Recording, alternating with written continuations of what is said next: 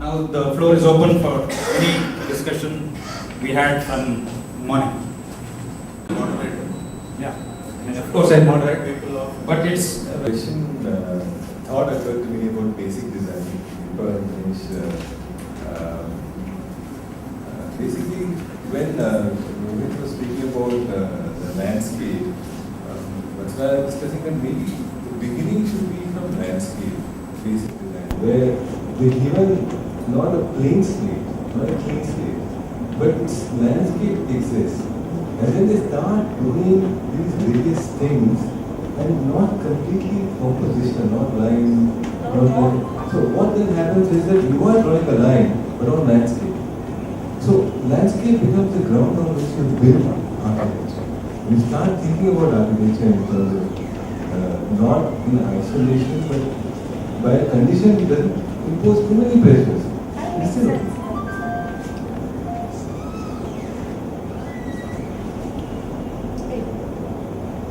disagree with that. I think you're talking about basic architectural design, not basic design. I think basic design is just introducing people to design thinking. And that's a very fundamental, because especially in the Indian context, you've got to realize the background of the average Indian school university, whose thinks has come from an exam culture that teaches them to have faith in verbal linear reasoning rather than visual associative thinking. And it also an exam culture that breeds the belief that every question is the correct answer. So actually the first semester I think is more about unlearning, about trying to jettison those things. And if you try and introduce contextualization, those will be the I partly agree. It is really, I would agree that basic design is really an introduction to design thinking. But I'm quite worried. We've got only 8 semesters to do the whole course. And we're not even getting into architectural design thinking, which actually studios are supposed to be doing. But I don't know, we do throw exercises and stuff like that. Maybe it would be nice to, somewhere, not maybe not start with the landscape, maybe somewhere in the middle, introduce the land as an element of that you look at and that you approach.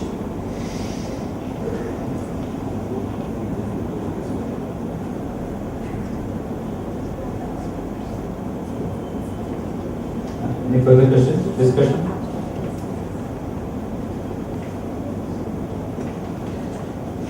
This is to you, sir.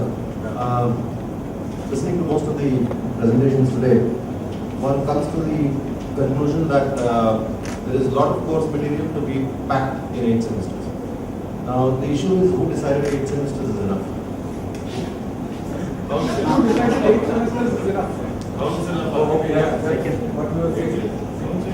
no.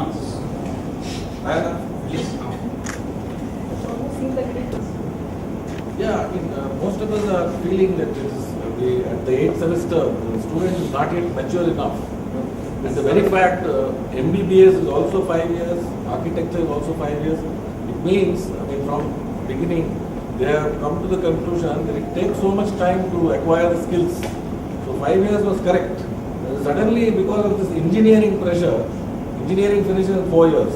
So they don't like that idea that we take 5 years. You also come down to 4 years, what they say. Why do you protest? He is protesting, I am protesting, Jaisim is protesting, everybody is protesting. The professional body has to protest. I think the profession is not protesting in the context that we as architects are accepting what is dictated by a council, which the professional body, though it is represented in that, is not taking a call. Now I think as a university body and a board of studies, which we are all trying to be partaking in it, I think as so many of us can say that it is not enough time, I think they have to listen to you. And if we don't, and I think we are simply saying, oh, council will de-recognize Karnataka, and so we will not look at it. So all architects in Karnataka are going to be de-recognized. I think if that is what it is, let them de-recognize. It does not matter. We can practice in Karnataka. What about Bangalore University, Harun Salim? What is the training period, 2 semesters, same thing? The same thing. 4 years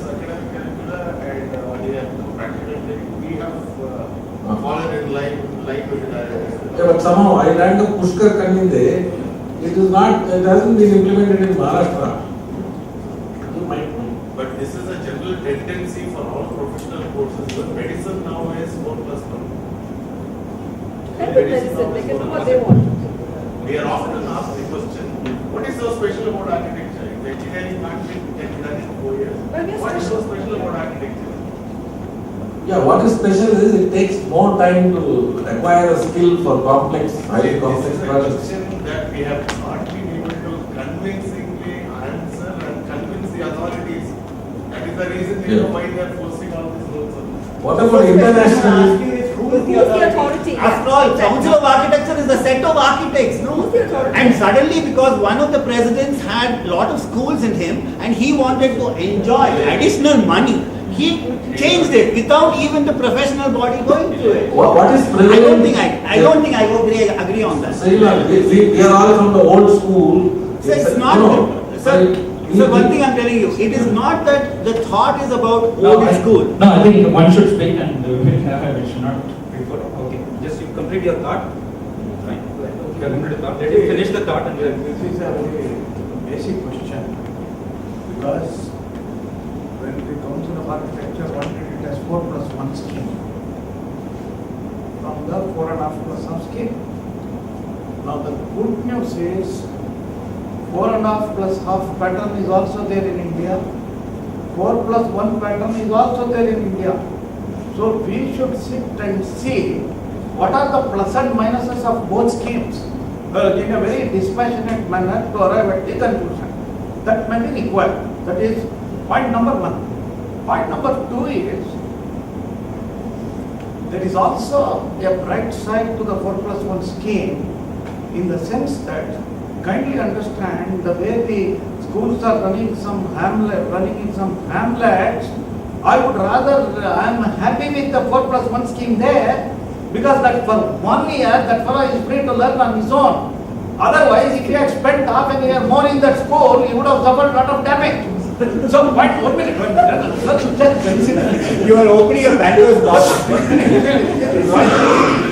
Point is, there are a lot of points. Point number 3, you need not agree. All that I am putting up, because I have had the experience of dealing with that. Point number 3 is, there is one benefit now for the student community. The moment he goes away from the school after 4 years, that fellow gets 1 year of training. So during that training, he will completely focus on his future career. Okay, future career. So that tremendous freedom the student will enjoy. And he goes from the school and goes away once and for all. He doesn't come back, and when he comes back, there are some negative issues, there are some positive issues. So we should look into all this and come to a conclusion. It's a matter of debate. We could send him in third year only. Everywhere in the world, there is nowhere in the world where it is less than 5 years. If it's a second, if you get your professional degree as a second course, then you do a 4-year undergraduate and a 2-year master's. You find us spending 6 years. So why is that the case? Why is that the practice? And it's because there are certain stages a student has to go through, and each of them maps roughly through to a year. That in the first year, because they have not done design, and design tends not to be a strong part of curriculum in high school, so they're learning to think as designers, and you need most of the first year to do that. Then in the second year, they learn to handle basic architectural problems in a basic context. The third stage is to learn to handle complex architectural problems in a basic context. The fourth stage is to learn to handle complex architectural problems with a complex context. And the fifth year, one has to look at not just a skill-based year, but it's also an emotional year. One has to understand the emotions of the student. Because the student, all this time in the course, has been saying, I am training to be an architect, and is suddenly confronted with an imminent moment which says, I can no longer say that, I have to say I am an architect. So there's an emotional process in the fifth year through which what they are actually doing is constructing an identity as an architect. And they have to be given the time and the space to do that. So which is why it is recognized in 5 years. So the next question is, why is training made a part of it? Training is made a part of it because of a failure of the licensing system in India. Because to say that before you're licensed to practice, you should have both theoretical and practical experience. But we have made the mistake here saying as soon as you get your degree, you're licensed to practice. Again, this is not a prevalent practice in most parts of the world. Over there, you have to do your 5 years. There's no training in the 5 years. You spend all those 5 years in college. Then you have to work for a minimum of 3 years. And after those 3 years, you can sit for a licensing exam. That licensing exam doesn't try to test your theoretical knowledge. It doesn't try to test your aesthetic judgment. It just tests your knowledge of professional practice issues. And it sets you a design problem, and your design is evaluated mainly to see whether you can design as per building code. So just testing whether you meet those levels of professional expertise, and that happens. So when you have that kind of a system, to make training part of the course is also not necessary. So I think this, we have to marshal our arguments and come together as a community of architects and lobby with the council. And the good thing is that I see that an event like today has happened. I had contact with Indian Architect and Builders saying we want to do something. We're starting a monthly column on architectural education. I got invited to one other college saying we want to restructure architectural education here in our college.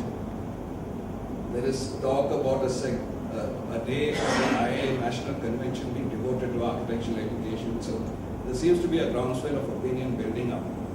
So I think we have to utilize that and marshal our arguments and put it together, and we have to dialogue with the council and not just take this 4-year course as something that is a given. Yeah, thank you, sir. I am very much impressed with some of the comments and discussions which have taken place, and the suggestions given by some of the architects. We will be in touch with you in future, and I think Bharat, you are going to conduct one more workshop on design with some more senior architects coming in. Yes. In addition to the Yes. all the practicing architects. Yes. And again, I just brief you about the format. You're not frozen on the date we are going to do.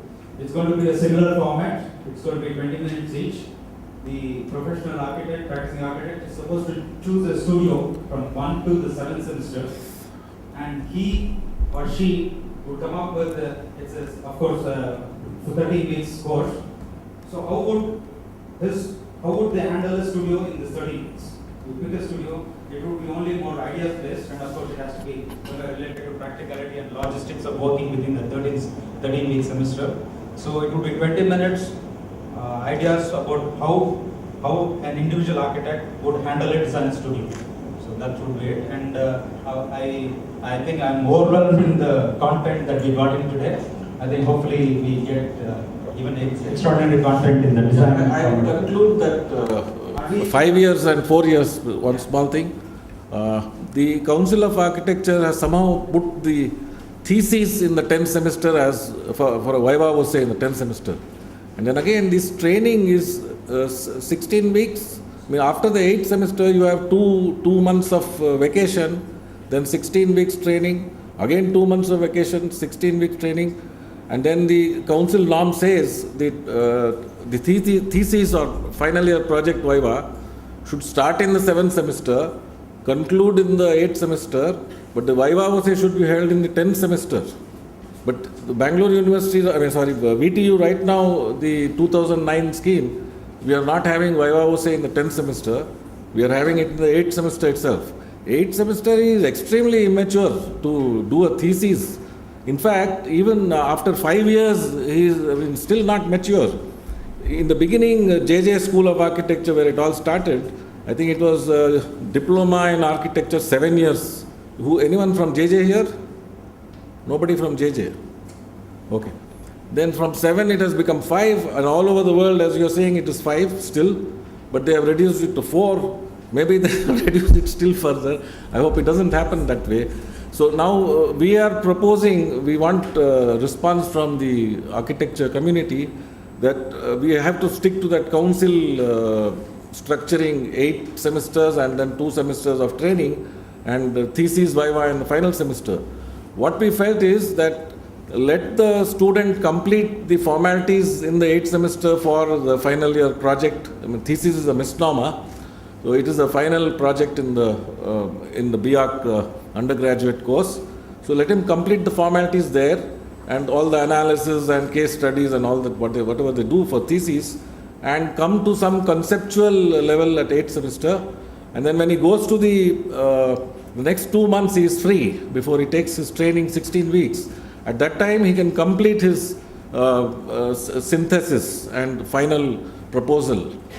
And then in the next 2 months before the 10th semester, he can complete model and walkthroughs and presentation drawings. And then in the 10th semester, he has the Viva Voce. Now, in my time, I had training in the 7th semester. Madhuchand had it in the 9th semester, IIT. I think the rest of you, in which semester did you have, Professor? Huh? No training in UEC. Okay. Yes, Professor Anand Krishna there. To respond to what you said. Architectural design is now starting from the first semester itself. There are some schools which... There has to be mathematics and physics, or it's just great to be in some sort of an art space and you can fool around making houses look better. I think this has to be a collective decision how we program that. So extending, like what Prem said, that you even finish after 4+1, you might be able to get into a master's program, but you should not get into a situation where you can become a member of IA or COA or get a registration of any format to be able to practice. I think that would discourage people and make them understand also that it's a very stretched program and it's not something that you can do it as an alternative. I think that's very important. And the last comment I had for Vatsala's presentation was that, not only about communication, more and more that we see interns who apply and who work with us, or even architects who emerge up, there is the huge loss of capability to draw. The huge loss of capability to even be able to do it on the computer. It's the skill sets are extremely moving towards trying to look at pasting and composition and Photoshop sort of work. So there is a huge amount. Sometimes communication is probably sometimes a priority when one goes into a certain group of people to convince. But having said that, on every subject there has to be a huge vertical to the technology of drawing, and that is a bare minimum parameter. If that person fails to do that, I think it's just no meaning to take that forward. There has to be a discussion that has to originate around that idea. Thank you. To be conclusive situation where non-design subjects are handled, or are there some sessions? This is what we have, at least we have thought about it as a way to handle it further, but we don't know how we will execute that or how far we will be successful. See, today the subjects are chosen by those architects because it's by their choice, even though parents says that they're pushed into do art appreciation. The way we want to take it further is, then we want to have some sort of a micro sessions. So micro sessions meaning art appreciation itself. We would want to have all the 13 colleges that represent BTU and who teach that art appreciation right now, to have a micro session with Prem Chandavarkar and few of the board members, not necessarily all of them cannot be accommodated, and we sit through what it is and what is his ideas and what is the faculty's ideas and whether they can really implement that in the college. Because if I were to be in the situation, I know why it's all flaring up, why it's not getting to the details. What it is this is a realistic situation, what happens in the college, I think you think, and the professionals, according to me, represents the idealistic situation. It's my figure is, the current reality is between your 0 to 20 at the college stage, where it is, and the architects think that it's all flying at 80 to 100. So the reality is, if you could bring it to that 50 level, where they come down and this also comes up, this is what it is. So that inputs will be the expert input, the actual faculty will teach their inputs, and DOS just approves that. If they are both agree, we just approve it and take it to the next stage. This is how we want to conclude. And maybe if there are for history, for example, there are 2-3 participants. So those 3 would be brought onto the board. Same situation. We have a few board members and also people who teach history in BTU colleges. They come on board. We sit across. We say these are the ideas from the industry. This is the current idea, and if you have these ideas, can it be really brought it into the college? I mean, at the what you call as the colleges would say at the granular level. I mean, we want the details. See, details in that 16 weeks. What can be accomplished in 16 weeks? That's the thing if it comes up. Yeah. Well, being board of study member, even being a member and seeing the whole program, what's happening now, I'm just wondering, the whole program more or less is focusing to get the inputs only from the industry people. But finally, who's going to take up this task? It is the teachers. Now, at what point are you planning to bring in the teachers to have a say along with the industry people? Yes, I just answered the question. Yeah, I just answered the question. The next session that we are talking about, the next micro session that we are doing, is the experts will be there, and all the faculty, the 13 college faculty who teach that subject. Like if you take art appreciation, for example, Prem Chandravarkar would be in that meeting. There will be a few board members in the meeting.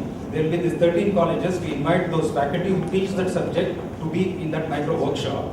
We discuss in that workshop what can be really implemented. This is a suggestion which they have proposed, industry has proposed. This is what you are teaching. Do you think this whatever concepts that they have told or ideas can be implemented? So that's what I told you. The situation is they have to slightly give in and this come in. It's going to be a debate, and finally we have to have something. Of course, the final say is without the full support of the faculty who is going to teach this. This is going to be just what you call exercise in idealism or whatever it could be.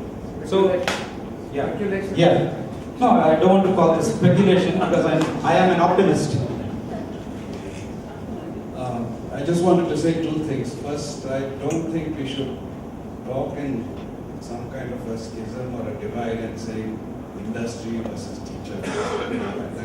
It's really not the case because many of us who, I've spent over 30 years in a struggle trying to, in a quest, I'd say, not a struggle, trying to theorize architecture and practice architecture at the same time. And in fact, I'd say it's that tension of bringing the two into the same space that is, a person who's just spent it in pure academia, one could also say that whatever they say is also speculation. Of course, all speculation is interesting, but the thing is to bring these two into the same space is what we need to do. That's so an academic is also thinking about practice, a practitioner is also thinking about academics. And I don't think we should say that there is such a strict divide. Sorry. I know in implementation, it's an implementation. Always it's been referred as experts are the ones from the industry. A teacher who has been there for so many years is also an expert. And all of us are forgetting the point, a teacher also is practicing. They're not that they're out of practice, right? So somewhere I'm feeling like the role of teacher is just sidelined in the whole process. Is what I felt. Probably I'm wrong. Can I answer this? Yeah, the university program is like this. The Vice Chancellor has felt the need for the teachers interacting with the industry and finding out where is the lacuna and what is lacking, because it seems there's a lot of response from the industry. This is for engineers as well as architects, that there is something lacking with the student who comes out, the final product, there is something lacking. So this is an ongoing process, revision process. Now, the first 4 months we are dedicating, as per the university program, to finalizing the regulations and scheme of subjects and examination, the structuring. We have already done that in the first Board of Studies meeting, and we found, all of us, 9 of us, 7 of us, we found that we are forced to structure as per the COA norms. And this present 2009 syllabus which professor was responsible, is following the council norms, the structuring. Only little bit changes we can make in the structuring. Now, after 4 months, there's another 5 months where individual subject syllabus content will be discussed. That time the teachers, this whole document will be sent to each college for the response from each teacher. Okay? So the departments can hold their own meetings and send back response to the university if they want some corrections or modification or change. So that is the process. And the VC is also organizing a huge workshop at the end of all this before they finally publish it. And at that time, all you experts will also be invited, is what they have mentioned. Yeah. So teachers are not out of it; they're very much inside it. I mean, let them not be in such a great hurry. This will come back to them only. Finally, yeah. I just want to make a point. I think most of the practicing architects who are present here are all teachers in some college or the other. We also have 30 years of experience teaching students. Yes. And it's not that we just want the teachers to be pushed aside. We are only trying to say you participate more. That is all we are trying to tell. That's all. Leaving aside the good institutions, the established institutions where they have full teaching faculty, majority of the schools in India are run by practicing architects. They are the teachers.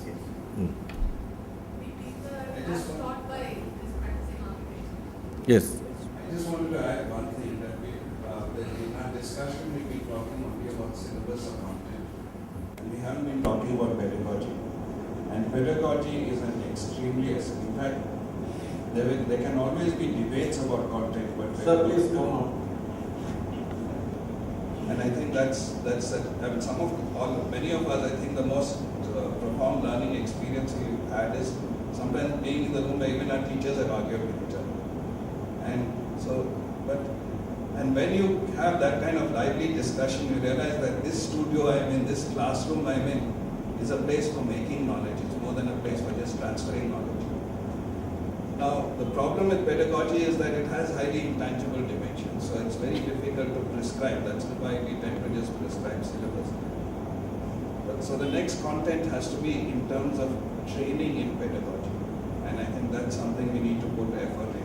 Pedagogy is teaching, no? The way, the technique of teaching, the technique of how the engagement between teacher and student works, and it's something that we should do, and I would be happy to contribute to such an effort. Yeah, in fact, to answer this question, I think we have already thought about it, and one of the ideas that we really had was the criticism about so-called experts who come and who don't teach this subject. So one of the ideas that we have is, hopefully it can really work, is the faculty or the practicing architect who really talked about that subject. What we want is to involve us continuously through the whole process with the what you call as the faculty who teaches that subject, and the syllabus are framed. And what we want to do is to put your feet into the fire to teach that subject.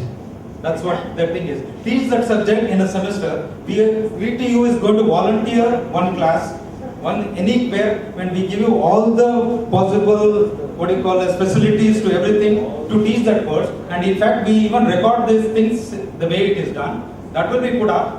And it would be like an MIT material, which could even have we could have a competition where even there is a thing that's taught by an external and an internal, and maybe this is the way we could really bring up the whole, push up the whole thing that we are talking about. Maybe IIA could take it up. Except no competition. I would like to add to what Prem said.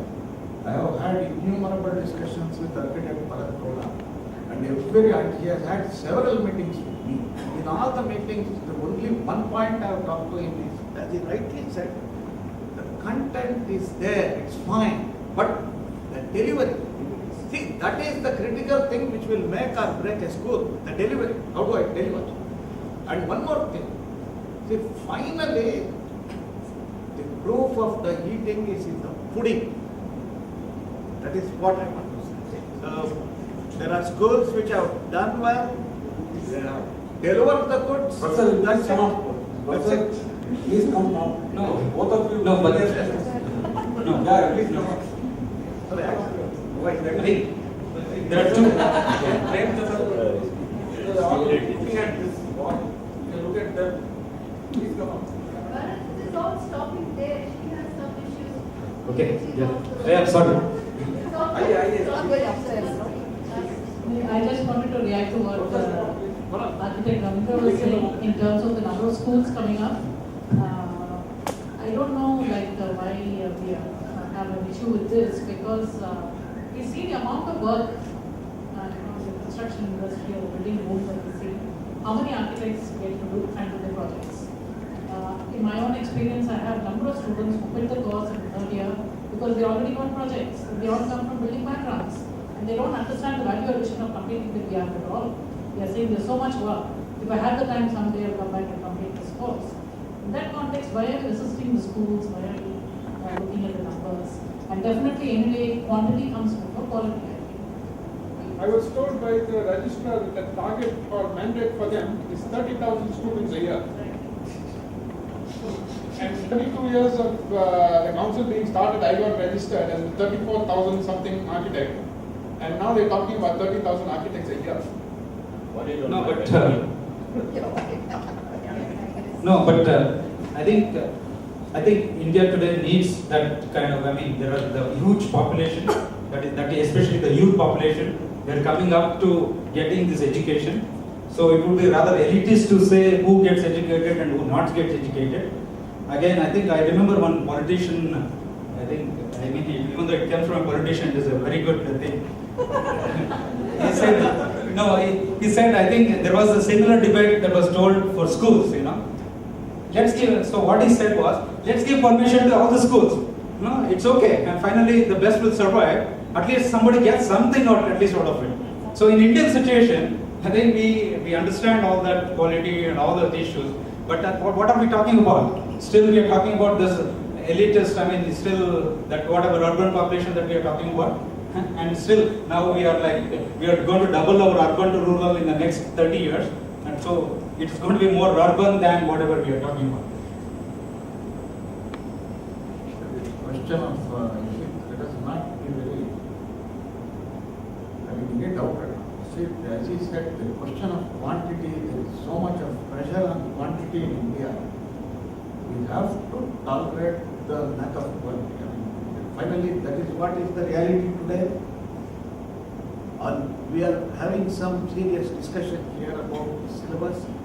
Please understand the number of schools which have come up, and if you go there, I can say that what we have talked about here is theory, and what is happening there is practice, and there is a huge gap.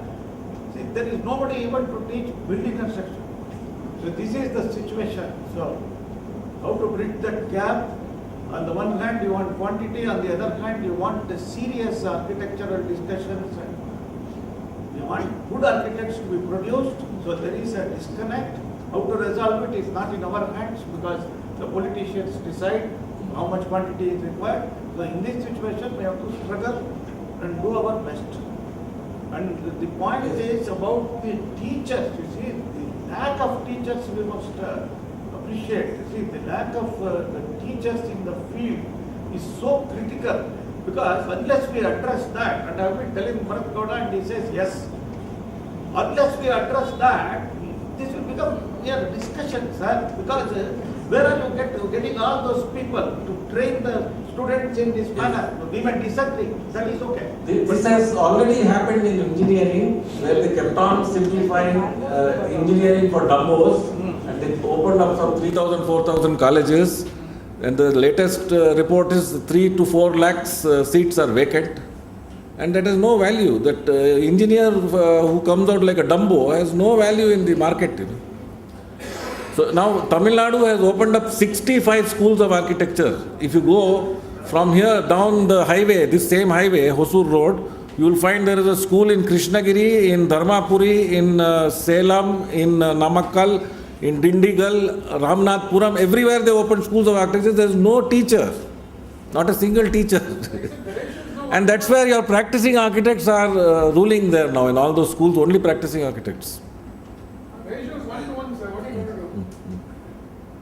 like to share an experience I had some years ago. I actually stifle innovation rather than encourage it. We have a system where I've written about this in Indian Architect and Builder. The council whole regulatory process is just trying to establish minimum threshold standards rather than encouraging excellence. You have to regulate in a certain way if you want to encourage excellence. You have to read it like that. In fact, the council document itself is called Minimum Standards of Architecture Education. As the education is about minimum standards, which is wrong. Sir, please come. No, they can hear me from here, don't worry.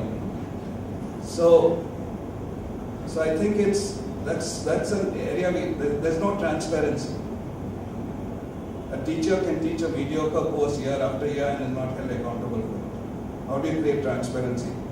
How do you truly regulate so that you demand faculty excellence? There are many, I'm not trying to say all faculty are like that, but I'm talking about it generically on the system.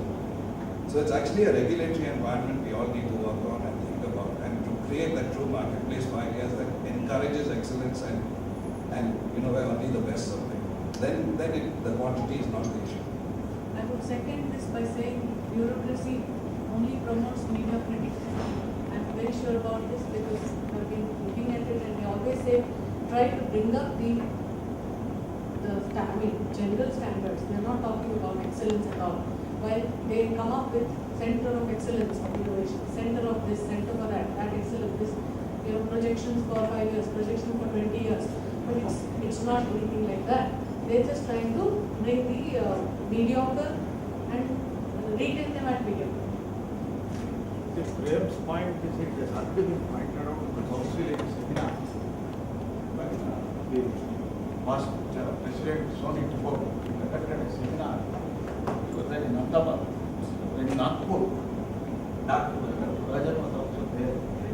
And I very clearly told that committee told the audience what he said.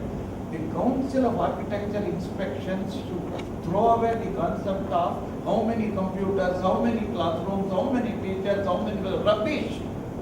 On the other hand, it should attack the main core of what teaching methodologies are you adopting for each one of your subjects. What is the technique of teaching? Pedagogy. I am happy that you mentioned that. That is the most important, the pedagogy. Because that is what is the core of a teacher's activity. No, that is what needs to be. How are you teaching? Are you doing some different method in the teaching of construction? Or for example, teaching of professional practice or theory or design? Every subject, there are techniques of teaching. Now you know the jokes. I want to tell the audience. See, there was a big clap and our honorable president, former president said, you have said it very rightly, we will do that. And that's it, I don't want to say anything more. And the same thing as repeated, the Council of Architecture team comes, it will only check your computers. What is the problem? We studied this issue of how do you regulate to stimulate excellence. And the way it is done, I've studied this in more than one country. The way it is done is actually the dialogue with the inspectors begins very much in advance to the inspection, perhaps up to a year in advance. And what the college is asked to define a year ahead of the inspection is to define first how they meet the minimum standards. Because you don't need to check, that you're not trying to run a college with no facilities, no faculty, etc. What you also have to define how you will transcend those minimum standards in striving towards excellence. And you have to articulate specific positions on excellence and the measures by which you will assess whether you are moving towards those goals or not. So when the inspection comes, it just looks at the minimum standards, and the key criteria to judge that minimum standards is the quality of the work of the graduating batch, whether it meets a certain threshold. They just looked at for that aspect. But the primary audit is against the goals of excellence the college has already set for itself. And you audit it against that and seriously challenge if you fail to meet that. So you that, state them, so you achieve them, and yeah, you have to demonstrate that you're moving towards. And if you're just plateauing and coasting at the same level, you can lose your registration, your accreditation. It's not enough to coast at the same level. You have to keep moving on, and you have to demonstrate how you're doing that. And that's the kind of regulatory environment we need to design. conclude? Yeah, I think we will conclude. I will ask Chairman BOS Sri Saravajan to give it. Thanks. Yeah. We had an excellent one-day workshop, and it was an eye-opener. And we had stalwarts like Prem Chandravarkar talking about art appreciation. I think you are as good as the best professor in the country or the world. You should have entered into teaching. You're very articulate and excellent jargon and information you have gathered. So we have appreciated your talk, sir. And we hope that you talk about architectural design in the next workshop. Thank you. And Professor Anant Krishna, of course, senior academician, excellent talk, sir. Thank you very much. And we had also some very good talks by very good suggestions given by Professor Ravindra and S.V. Ravindra from UEC. Thank you very much. We will require you again, sir, for the design talk. What about Professor Harun Salim? Landscape, you should have given some ideas. Yeah. And Bijoy Ramchandran also spoke very well. Architect Chitra Vishwanath was very simple, excellent. And we had architect Dinesh Rao, Deepa Rao also giving us some excellent material. Architect Rohit Marol, landscape inputs. And Nirup Jayant on planning inputs. Kiran Venkatesh, Nitya Srinivasan, training inputs. Architect S.G. Srinivas, I wish you had spoken another 1 hour. So you are also welcome for our design discussion. Sujit Nair and Prasanna Kumar, I completed. Praveen Badekar left. He has also given some very good inputs. The best inputs, according to me, was by architect Suresh Murthy for climatology. Excellent job. What you put up was very, very systematic. Please give him a big hand. Vatsala Dukuna, I still remember your joke, the last, about Sherlock Holmes joke. And architect Vidyadhar Vodayar is not here? Is he here? Oh, yeah, professional practice, he went through it very nicely. And Vijay Narnapati, I agree to you, but we are in a profession where we disagree in so many issues. It doesn't matter, I agree to you, I agree to him also, that's the problem. Because, see, we have to teach the subject, and the majority of the students are not fit for this profession. 60 to 70% are girls. See, no, let me finish. Let me finish. Let me complete. I am talking statistics. 60 to 70%. No, let me finish. I have nothing against women. I love women. I am giving you the statistics. 60 to 70% admitted are girls, but many of them don't enter the profession. That means we are wasting our time on them, and then they don't enter the profession. That is a fact. All of them are not entering the profession. Okay. Yeah. So I must thank the support given by MASA and Indian Institute of Architects. So thank you very much. And last, I must thank Professor Madhuchan, head of the department of BMS College of Engineering, Department of Architecture, for hosting this event. Thank you very much.